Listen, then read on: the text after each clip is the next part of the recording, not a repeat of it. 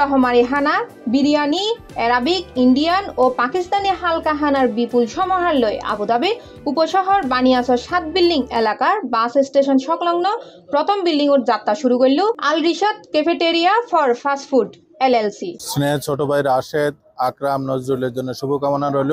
বানিয়াস 7 building last কর্নারের building এ আমাদের ছোট ভাইদের প্রতিষ্ঠান। আপনারা সবাই আসবেন, আমরা সবাই রেস্টুরেন্টের শুভকামনা করব। এখানে কোনো মেহমান আসলে আমরা কিন্তু অনেক দূর দূরান্তে যেতে হয়। এই যে এরকম একটা উন্নত মানের রেস্টুরেন্ট হয়েছে, এই জন্য আমরা খুবই খুশি। আগস্টের 31 তারিখ রবিবার বাদাসর প্রতিষ্ঠানের 3 পার্টনার মোহাম্মদ রাশেদুল মাওলা, মোহাম্মদ আকরাম ও নজরুল ইসলাম ফিতেহারি এই প্রতিষ্ঠানের শুভ উদ্বোধন করে। আমরা 3 বন্ধু মিলে আল রিশাদ ক্যাফেটেরিয়া আজকে উদ্বোধন করতে যাচ্ছি। তো সকলে আমাদের জন্য দোয়া করবেন। আর বিশেষ করে আমরা এখানে বাংলাদেশি খানা ক্যাফেটেরিয়ার মধ্যে আপনারা পাবেন বিরিয়ানি, স্যান্ডউইচ, বার্গার, জুস, এই ধরনের ভালো ভালো আইটেম আমরা এখানে রেডি করি, বানাই। আমাদের এখানে নাম্বার দেওয়া থাকবে, হোম ডেলিভারি আপনাদেরকে ফ্রি সার্ভিস দেওয়া হবে। শুনুন, আপনারা আমাদের দোকানে আসবেন। এই সময় আবুধাবির ব্যবসায়ী মোহাম্মদ উমর ফারুক, শাহাদাত হোসেন রুবেল, সোহেল রাজ, সন্দীপুর রাজকন্যা শপিং সেন্টারের মালিক মোহাম্মদ আজাদ, মইনুদ্দিন ভুঁইয়া, তাজুল ইসলাম তাজুল, মোহাম্মদ খোকন, মোহাম্মদ কায়ুম, মোহাম্মদ ফয়সাল সহ আরো বদকিও উপস্থিত আছে।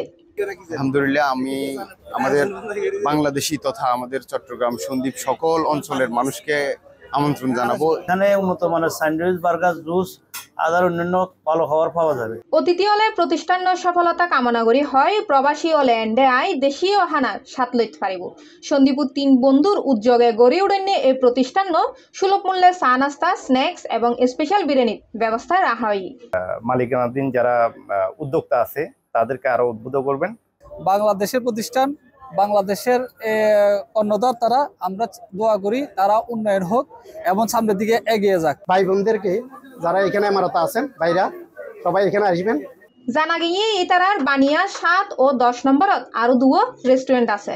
ভবিষ্যতে আরো নতুন নতুন ব্যবসা চালুর পরিকল্পনা তাহিলেও বিশেষ জটিলতার কারণে দেশীয় শ্রমিক আনতে সমস্যাত পড়ে তারা। এই বিষয়ে সরকারের দৃষ্টি আকর্ষণ করছি উদ্যোক্তা। আমাদের আরো 2টা প্রতিষ্ঠান আছে, আমরা এটাও শুরু করতেছি। আপনাদের দোয়া করবেন সবাই আমাদের জন্য। আমাদের যেটা সমস্যা হইতেছে, আমাদের যে রেমিটেন্সটা এটা ভিন্ন দেশে চলে যাইতেছে, যে আমাদের দেশের ম্যান পাওয়ার পাইলে আমাদের দেশের জন্য দেশও উপকারিত হইতো। সো কাজে আমাদের দেশের সরকারের প্রতি বিশেষ আকুল আবেদন থাকবে, আমাদের এই জটিলতার জন্য সরকার যেন সুনজর দেয়।